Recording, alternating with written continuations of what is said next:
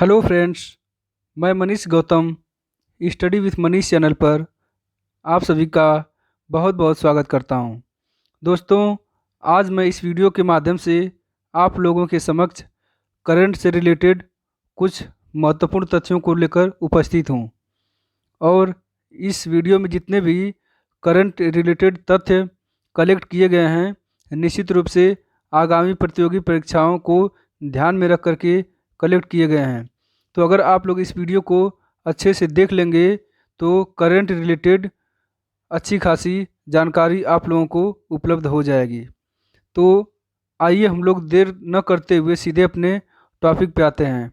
तो इसमें जो पहला टॉपिक है, स्वच्छ सर्वेक्षण 2020। तो आप लोगों को यह विदित है कि प्रधानमंत्री नरेंद्र मोदी के द्वारा 2 अक्टूबर वर्ष 2014 को स्वच्छ भारत मिशन लॉन्च किया गया था। तो उसी स्वच्छ भारत मिशन का सर्वेक्षण करने के लिए प्रत्येक वर्ष यह स्वच्छ सर्वेक्षण रिजल्ट परिणाम घोषित किया जाता है। और इसमें यह देखा जाता है कि यह जो स्वच्छ भारत मिशन का जो लक्ष्य था उसको किन किन शहरों ने प्राप्त किया है। तो स्वच्छ सर्वेक्षण 2020 को 20 अगस्त 2020 को जारी किया गया और यह अब तक का पहला डिजिटल सर्वे था। इस सर्वे में 6 शहरों को 5 स्टार प्रमाणन दिया गया, जबकि 65 शहरों को 3 स्टार प्रमाणन तथा 70 शहरों को 1 स्टार प्रमाणन प्रदान किया गया। और इस स्वच्छ सर्वेक्षण में जो सबसे पहले नंबर का शहर आया हुआ था मध्य प्रदेश का इंदौर शहर।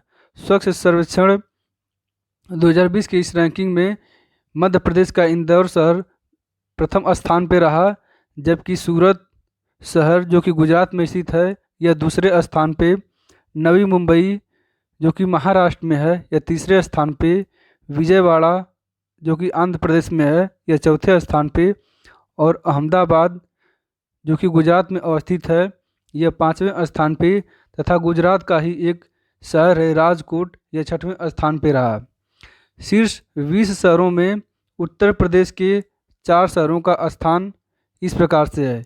यानी शीर्ष 20 शहर जो इस सर्वेक्षण में शीर्ष स्थान पे आए थे उनमें जो उत्तर प्रदेश का शहर है वह 4 शहर है। इसमें लखनऊ जो है यह 12वें स्थान पे रहा, जबकि 16वें स्थान पे आगरा, और 19वें स्थान पे गाज़ियाबाद, और 20वें स्थान पे प्रयागराज रहा। तो इस प्रकार से हम लोगों ने देखा कि कौन कौन शहर इस स्वच्छ सर्वेक्षण के द्वारा जो रैंकिंग जारी किया गया था यह कौन कौन से स्थान पे रहे। और आप लोगों को यह मालूम है कि 2 अक्टूबर 2019 महात्मा गांधी की जन्म की जो 150वीं वर्षगांठ है, इसी समय तक स्वच्छ भारत मिशन का लक्ष्य था कि पूरे भारत में स्वच्छ एवं खुले में शौच मुक्त राष्ट्र का निर्माण करना था। यानी यह जो स्वच्छ भारत मिशन था इसका लक्ष्य यही था कि 2 अक्टूबर 2019 तक महात्मा गांधी की 125वीं वर्षगांठ तक पूरे भारत में स्वच्छ एवं खुले में शौच मुक्त राष्ट्र का निर्माण कर लिया जाएगा। और यह जो स्वच्छ सर्वेक्षण यह जारी किया गया है इसका आरंभ वर्ष 2016 से किया गया है। और हम लोग अगले तथ्य पे चलते हैं। तो 18 अगस्त 2020 को भारत के उपराष्ट्रपति एम वेंकैया नायडू ने नवाचार उपलब्धियों पर संस्थानों की एक अटल रैंकिंग जारी की। यह जो अटल रैंकिंग जारी किया जाता है यह शिक्षा के क्षेत्र में जो इनोवेटिव यूनिवर्सिटीज़ होते हैं, ऐसे शैक्षिक संस्थान जिसमें नवाचार अत्यधिक देखने को मिलता है, तो इसकी रैंकिंग जारी करके शिक्षा के क्षेत्र में शैक्षिक संस्थानों को बढ़ावा देने के लिए इसकी रैंकिंग जारी किया जाता है। तो इस अटल रैंकिंग में जो पहले स्थान पे था यह था भारतीय प्रौद्योगिकी संस्थान मद्रास, जबकि दूसरे स्थान पे भारतीय प्रौद्योगिकी संस्थान बम्बई यानी आईआईटी बॉम्बे दूसरे स्थान पे, आईआईटी मद्रास प्रथम स्थान पे, तथा आईआईटी दिल्ली तीसरे स्थान पे रहा। नवाचार उपलब्धियों पर संस्थानों की अटल रैंकिंग शिक्षा मंत्रालय के द्वारा जारी किया जाता है। यह भी पूछा जा सकता है कि जो नवाचार उपलब्धियों के लिए शिक्षण संस्थाओं की अटल रैंकिंग जारी की जाती है, यह किसके द्वारा जारी किया जाता है? तो यह शिक्षा मंत्रालय के द्वारा जारी किया जाता है। आप लोगों को यह भी मालूम है कि मानव संसाधन विकास मंत्रालय का नाम बदल करके अब शिक्षा मंत्रालय कर दिया गया है। जो राष्ट्रीय शिक्षा नीति 2020 जारी किया गया, उसी के तहत जो मानव संसाधन विकास मंत्रालय का पद था, इसको अब शिक्षा मंत्रालय के अंतर्गत कर दिया गया है। भारत सरकार द्वारा वर्ष 2010 व 20 के दशक को नवाचार दशक के रूप में घोषित किया गया है। अब अगले तथ्य पे आते हैं।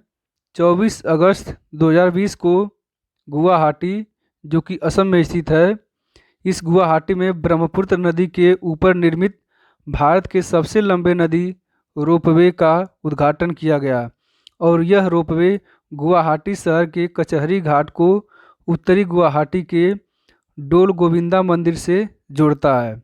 तो यहाँ हम लोग यह समझ लेते हैं कि रोपवे होता क्या है।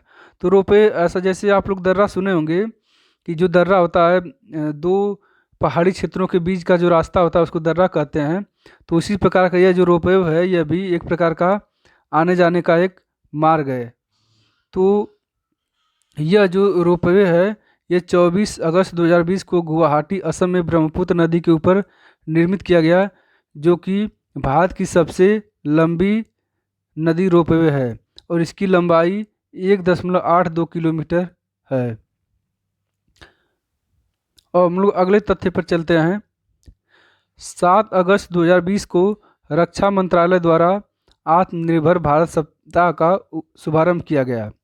यानी जो भारत के प्रधानमंत्री नरेंद्र मोदी के द्वारा हाल ही में आत्मनिर्भर मिशन जो लॉन्च किया गया, उसी के तहत 7 अगस्त से लेकर के 14 अगस्त तक, यानी एक हफ्ते तक लगभग आत्मनिर्भर भारत सप्ताह मनाया गया। अब हम लोग अगले तथ्य को देखते हैं। अगला जो है, कोविड-19 वैश्विक महामारी को देखते हुए 1 जून 2020 को भारत सरकार द्वारा प्रधानमंत्री स्वनिधि योजना PM Svanidhi, PM street vendors Atmanirbhar Nidhi, इसकी शुरुआत की गई। यानी जिस समय कोविड-19 महामारी आई थी, उस समय जो छोटे मोटे रोजगार करने वाले थे, जो विक्रेता थे, वेंडर्स थे, जो कि रेहड़ी पे, रोड पे, छोटे मोटे जगहों पे अपना रोजगार करते थे, उनका रोजगार ठप हो गया। तो उनके रोजगार को ठप हो जाने के जो जो रोजगार उनका ठप हो गया, उसको चालू करने के उद्देश्य से 1 जनवरी 2020 को भारत सरकार के द्वारा प्रधानमंत्री स्वनिधि योजना शुरू किया गया।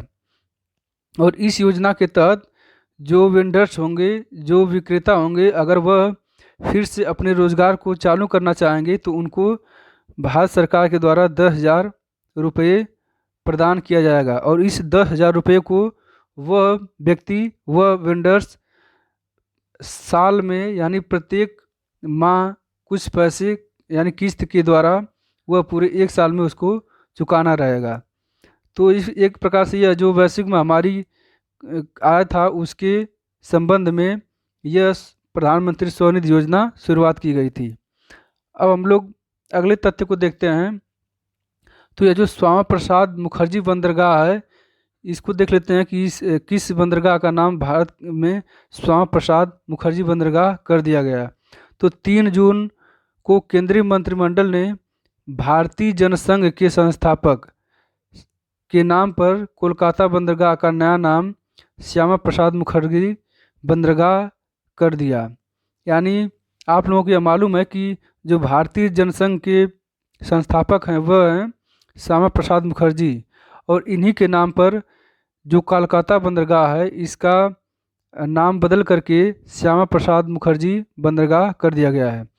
यह इसके पहले भी 2 बार प्रतियोगी परीक्षाओं में पूछा जा चुका है, और अभी रेलवे का जो एग्ज़ाम हुआ था उसमें भी यह पूछा गया था कि किस बंदरगाह का नाम बदल करके श्यामा प्रसाद मुखर्जी बंदरगाह कर दिया गया है। 8 जून 2020 को उत्तराखंड के चमोली जिले में स्थित गैरसैंण गैरसैंण को अनौपचारिक रूप से उत्तराखंड के उत्तराखंड की ग्रीष्मकालीन राजधानी घोषित किया गया। यह भी बहुत इंपॉर्टेंट तथ्य है और पूछा जा सकता है कि उत्तराखंड का जो ग्रीष्मकालीन राजधानी बनाई गई है वह किसको बनाई गई है। तो 8 जून 2020 को उत्तराखंड के चमोली जिले में स्थित गैरसैंण को उत्तराखंड की अनौपचारिक रूप से ग्रीष्मकालीन राजधानी बनाई गई है। और आप लोगों को यह विदित है कि 9 नवंबर सन 2000 को उत्तर प्रदेश से उत्तराखंड अलग राज्य बना था। अब एक और महत्वपूर्ण तथ्य देख लेते हैं जो कि आरक्षण से संबंधित है। तो हाल ही में आरक्षण से संबंधित सर्वोच्च न्यायालय का एक फैसला आया और उस फैसले में यह बताया गया कि जो आरक्षण है यह मौलिक अधिकार नहीं है, इसलिए इसको घटाया बढ़ाया या फिर पूरी तरह से हटाया जा सकता है। तो हम लोग यह समझते हैं कि आखिर ऐसा फैसला सर्वोच्च न्यायालय के द्वारा क्यों लेना पड़ा। तो तमिलनाडु के सभी राजनीतिक दल द्वारा दायर याचिका राष्ट्रीय पात्रता प्रवेश परीक्षा national eligibility cum entrance test जिसको नीट बोलते हैं, इसके द्वारा भारत में मेडिकल से संबंधित जो एमबीबीएस है या फिर मेडिकल से संबंधित जितने भी कोर्स होते हैं उसमें एडमिशन मिलता है। तो तमिलनाडु सरकार के द्वारा जो 50% सीटें थी उसको ओबीसी के लिए आरक्षित करने की मांग किया गया। तो इस पे जो तमिलनाडु सरकार के द्वारा यह जो याचिका दायर किया गया था, इस पे जो सुप्रीम कोर्ट था उसने यह कहा कि जो अनुच्छेद 16(4) और अनुच्छेद 16(4) क में यह प्रावधान किया गया है नियुक्तियों एवं पदोन्नति में आरक्षण का, तो यह एक मौलिक अधिकार नहीं है। यह प्रावधान किया गया है लेकिन यह एक अस्थायी है, यह मौलिक अधिकार नहीं है, इसलिए इसमें बदलाव किया जा सकता है। हम लोग यह जान लेते हैं कि वर्तमान में जो भारत में आरक्षण लागू है वह किस प्रकार से लागू है। तो वर्तमान में भारत में जो आरक्षण है वह 59.5% लागू है और वर्तमान में एससी कैटेगरी को 15% आरक्षण, एसटी को 7.5% आरक्षण, जबकि ओबीसी को 27% आरक्षण प्रदान किया जाता है। और ईडब्ल्यूएस का मतलब कि जो आर्थिक रूप से पिछड़े सामान्य वर्ग के लोग हैं उनको इस समय 10% आरक्षण प्रदान किया जा रहा है। तो ईडब्ल्यूएस को यह आरक्षण जब नहीं मिल रहा था, इससे पहले भारत में 49.5% आरक्षण लागू था, लेकिन ईडब्ल्यूएस को 10% आरक्षण मिल जाने के बाद से यह आरक्षण पूरे भारत में 59.5% लागू हो गया। कई बार एग्जाम में अभी पूछा गया था हाल ही में कि किस संविधान संशोधन के द्वारा आर्थिक रूप से पिछड़े सामान्य वर्ग के लोगों को 10% आरक्षण प्रदान किया गया है। तो यह है 103वां संविधान संशोधन अधिनियम 2019। 103वां संविधान संशोधन 2019 के द्वारा आर्थिक रूप से पिछड़े सामान्य वर्ग अर्थात ईडब्ल्यूएस को 10% आरक्षण का प्रावधान किया गया है। हम लोग पीएम केयर फंड के बारे में जान लेते हैं। हमें यह विदित है कि इसकी स्थापना कोविड-19 जैसे किसी भी तरह की आपात या संकट की स्थिति से निपटने के उद्देश्य से 28 मार्च 2020 को इसकी स्थापना किया गया। और यह जो पीएम केयर फंड है इसकी स्थापना के बाद तमाम इस पर सवाल खड़ा होने लगे कि जब इसके पहले जब प्रधानमंत्री निधि जो पहले से ही था तो उसके अलावा यह पीएम केयर फंड लाने की ज़रूरत क्यों पड़ी। और इसके तहत जो है सूचना के अधिकार 2005 यानी आरटीई 2005 के द्वारा यह सूचना सभी लोग मांगने लगे कि अभी तक पीएम केयर फंड में कितने पैसे जमा हुए हैं, कितना वितरित किया गया है, इसका लेखा जोखा दिया जाए, सार्वजनिक किया जाए। तो इसके संबंध में यह सरकार के द्वारा बताया गया कि सूचना का अधिकार अधिनियम 2005 की धारा 2H के तहत जो पीएम केयर फंड है यह एक सार्वजनिक प्राधिकरण नहीं है, यानी यह एक सार्वजनिक प्राधिकरण नहीं है बल्कि यह एक सरकार के लिए बनाया गया है और इसको सरकार जितनी मात्रा में चाहेगी उपयोग कर सकती है, जबकि इसका कोई भी जो डाटा रहेगा वह सार्वजनिक नहीं किया जा सकता है। यह जो सरकार के द्वारा जारी किया गया बयान, तो यह किसके उत्तर में जारी किया गया था? तो 1 अप्रैल 2020 को बेंगलुरु की एक अजीम प्रेमजी विश्वविद्यालय की एक छात्रा थी जिसका नाम था हर्षा कांदुकुरी। हर्षा कांदुकुरी ने यह कोर्ट में यह याचिका दायर किया था, और यह उसमें इसने यह बताया था कि जिस प्रकार से पीएम केयर फंड का सार्वजनिक रूप से स्थापना किया गया, तो उसी प्रकार से इसका जो डाटा है वह भी सार्वजनिक रूप से सबको बताया जाए। तो उसी के जवाब में सरकार ने यह जवाब दिया कि सूचना का अधिकार अधिनियम 2005 की धारा 2H के तहत जो पीएम केयर फंड है यह एक सार्वजनिक प्राधिकरण नहीं है, इसलिए हम इसका जितना भी डाटा है हम उसको सार्वजनिक नहीं कर सकते हैं। अब हम लोग एनडीआरएफ की बात कर लेते हैं। हाल ही में भारत सरकार द्वारा 19 जून 2020 को एनडीआरएफ में व्यक्तिगत योगदान को मंजूरी दे दी है। यानी इसके पहले ये था कि एनडीआरएफ ये जो कि राष्ट्रीय आपदा प्रबंधन प्राधिकरण है, इसमें कोई सामान्य व्यक्ति जो चाहे वह दान नहीं कर सकता है, यानी इसमें अपना कोई भी सहयोग नहीं कर सकता है। लेकिन भारत सरकार द्वारा 19 जून 2020 को एनडीआरएफ में व्यक्तिगत योगदान को मंजूरी दे दी। यह जो एनडीआरएफ है इसका फुल फॉर्म है नेशनल डिजास्टर मैनेजमेंट अथॉरिटी, जिसका हिंदी में नाम है राष्ट्रीय आपदा प्रबंधन प्राधिकरण। इसकी स्थापना एनडीआरएफ एक्ट 2005 की धारा 46 के द्वारा किया गया। यह जो राष्ट्रीय आपदा प्रबंधन प्राधिकरण है, जब देश में कोई भी आपदा आती है, जैसे भूकंप हो गया या फिर ज्वालामुखी के फटने के बाद, या फिर अभी हाल ही में जो उत्तराखंड में जो ग्लेशियर टूटा था, इसके इस तरह का जब भारत में जब देश में कोई भी आपदा आती है, तो उस आपदा से निपटने के लिए यह एनडीआरएफ कड़ा कदम उठाता है। केंद्रीय मानव संसाधन विकास मंत्री रमेश पोखरियाल निशंक ने 11 जून 2020 को इंडिया रैंकिंग 2020 जारी की, और इस इंडिया रैंकिंग 2020 में सबसे पहले, यानी इसके पहले डेंटल को इसमें नहीं शामिल किया जाता था, लेकिन पहली बार जो है डेंटल श्रेणी को भी इस रैंकिंग में शामिल किया गया, और इस इंडिया रैंकिंग में प्रथम स्थान पे भारतीय प्रौद्योगिकी संस्थान मद्रास को प्राप्त हुआ।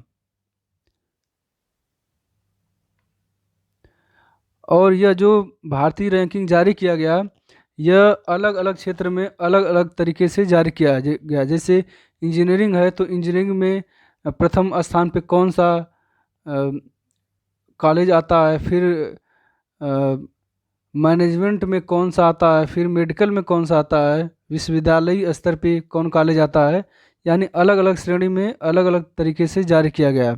जैसे विश्वविद्यालय श्रेणी में जो जारी किया गया था, इसमें प्रथम स्थान पे था भारतीय विज्ञान संस्थान बेंगलुरु, और दूसरे स्थान पे जवाहरलाल नेहरू विश्वविद्यालय दिल्ली था, और तीसरे स्थान पे बनारस हिंदू विश्वविद्यालय वाराणसी था। जबकि इंजीनियरिंग क्षेत्र में इसमें प्रथम स्थान पे आईआईटी मद्रास था, और दूसरे स्थान पे आईआईटी दिल्ली तथा तीसरे स्थान पे आईआईटी बॉम्बे थी। तथा मैनेजमेंट के क्षेत्र में जो आईआईएम अहमदाबाद था, यह प्रथम स्थान पे था, और मेडिकल के श्रेणी में जो एम्स है नई दिल्ली में स्थित है, यह प्रथम स्थान पे था। अब हम लोग दूसरे यूनिवर्सिटी रैंकिंग को देख लेते हैं। यह है क्यूएस विश्व यूनिवर्सिटी रैंकिंग 2021। यह जो क्यूएस विश्व यूनिवर्सिटी रैंकिंग 2021 है, यह जो क्यूएस रैंकिंग जारी किया जाता है, यह पूरे विश्व स्तर पे शिक्षा के क्षेत्र में जितने भी संस्थान हैं, उन संस्थानों में यह रैंकिंग जारी किया जाता है, और देखा जाता है कि पूरे विश्व में शिक्षा के क्षेत्र में कौन यूनिवर्सिटी, कौन से कॉलेज नंबर 1 पे हैं। तो शीर्ष 200 शिक्षण संस्थानों में मात्र 3 भारतीय संस्थान थे जो कि अपना जगह बना पाए। इसमें जो आईआईटी बॉम्बे था, इसको 172वां स्थान मिला, और भारतीय विज्ञान संस्थान को 185वां, जबकि आईआईटी दिल्ली को 193वां स्थान प्राप्त हुआ। और विश्व स्तर पे इस रैंकिंग में पूरे विश्व में पहले स्थान पे Massachusetts Massachusetts institute of technology USA प्रथम स्थान पे, जबकि स्टैनफोर्ड यूनिवर्सिटी यूएसए दूसरे स्थान पे तथा हार्वर्ड यूनिवर्सिटी यूएसए तीसरे स्थान पे तथा California university of technology USA यह चौथे स्थान पे रहा। और university of Oxford United kingdom यह 5वें स्थान पे रहा। विश्व बाल श्रम निषेध दिवस प्रत्येक वर्ष 12 जून को विश्व बाल श्रम निषेध दिवस मनाया जाता है। यह जो विश्व बाल श्रम निषेध दिवस मनाया जाता है, इसकी शुरुआत सबसे पहले वर्ष 2002 में की गई थी। इसकी शुरुआत वर्ष 2002 से अंतर्राष्ट्रीय श्रम संगठन के द्वारा इसकी शुरुआत की गई थी। और तभी से प्रत्येक वर्ष 12 जून को विश्व बाल श्रम निषेध दिवस मनाया जाता है। बाल श्रम को रोकने के लिए केंद्र सरकार द्वारा बाल श्रम निषेध और विनिमय अधिनियम 1986 लागू किया गया है। अब आइए हम लोग बाल श्रम से संबंधित कुछ भारतीय संविधान में जो अनुच्छेद दिए गए हैं उसके बारे में हम लोग थोड़ा सा जान लेते हैं, जो कि अक्सर एग्जाम में यहाँ से प्रश्न बनते ही रहते हैं। तो अनुच्छेद 21 क में यह प्रावधान किया गया है कि 6 से लेकर 14 वर्ष तक के बच्चों को अनिवार्य एवं निःशुल्क शिक्षा प्रदान किया जाए। और इसी के विकास के लिए यानी बाल श्रम को रोकने के लिए और बालक में शिक्षा के विकास के लिए मिड डे मील योजना 1995 लागू किया गया। इसका मूल उद्देश्य था कि जो बालक आर्थिक रूप से कमज़ोर हैं और वह भोजन न मिलने के कारण विद्यालय में नहीं रुक पाते हैं, तो ऐसे बालकों को एक पौष्टिक से युक्त मील प्रोवाइड किया जाए ताकि बच्चे का स्वास्थ्य सही रहे और वह शिक्षा आसानी से ग्रहण कर सके। अब अनुच्छेद 23 में देख लेते हैं। तो अनुच्छेद जो 23 है भारतीय संविधान का अनुच्छेद 23, इसमें यह प्रावधान किया गया है कि किसी भी बालक को उसके उम्र यानी मतलब वह अगर नाबालिग है, अगर 6 से 14 वर्ष के बीच में है और उसके बावजूद भी उससे बाल श्रम कराया जा रहा है, कोई काम करवाया जा रहा है या फिर बालक का दुर्व्यापार किया जा रहा है, बालक का व्यापार किया जा रहा है, तो इसके लिए अनुच्छेद 23 में इसका प्रावधान किया गया है कि अगर ऐसा किया जाता है तो उसको कड़े से कड़े दंड का प्रावधान है। और अनुच्छेद 24 में यह प्रावधान किया गया है कि किसी भी फैक्ट्री कारखानों में 14 से कम वर्ष के बालकों को अगर काम पे लगाया जाता है तो इसके लिए संविधान उसको कड़े से कड़े दंड का प्रावधान करता है। हम लोग अनुच्छेद 39 को देखते हैं। इसमें यह प्रावधान किया गया है कि राज्य को बच्चों के स्वास्थ्य और उनकी शारीरिक विकास के लिए आवश्यक सुविधाएं उपलब्ध कराने होंगे। यानी राज्य सरकार का यह दायित्व है, यह कर्तव्य है कि बालकों को उसके स्वास्थ्य तथा उसकी शारीरिक विकास संबंधी जितनी भी मूलभूत आवश्यकताएं हैं उसको वह देखे और अपने निर्देश में उसका विकास करे। अब अनुच्छेद 45 को देख लेते हैं। अनुच्छेद 45 में कहा गया कि बालकों के लिए निःशुल्क और अनिवार्य शिक्षा का उपबंध, यानी इस अनुच्छेद में यह कहा गया है कि राज्य का यह कर्तव्य है कि वह बालकों को निःशुल्क एवं अनिवार्य शिक्षा उपलब्ध कराए। यानी 6 से लेकर 14 वर्ष तक के बालक को अनिवार्य एवं निःशुल्क शिक्षा उपलब्ध कराया जाए, यह राज्य सरकार का कर्तव्य है, जो कि अनुच्छेद 45 में वर्णित है। अब अनुच्छेद 51A को देख लेते हैं। यह जो अनुच्छेद 51A है यह एक मौलिक कर्तव्य है और इसमें यह प्रावधान है कि जो माता पिता अथवा उस बालक के जो गार्जियन हैं, जो संरक्षक हैं, उनके द्वारा 6 से लेकर 14 वर्ष तक की आयु के बच्चों को शिक्षा का अवसर प्रदान किया जाए। तो करंट से रिलेटेड जितने भी तथ्य थे मैंने आप लोगों को बता दिया है। फिर भी अगर कोई त्रुटि हो या फिर कोई सुझाव देना हो तो आप लोग कमेंट बॉक्स में कमेंट करके अपना सुझाव अवश्य दे सकते हैं। बहुत बहुत धन्यवाद।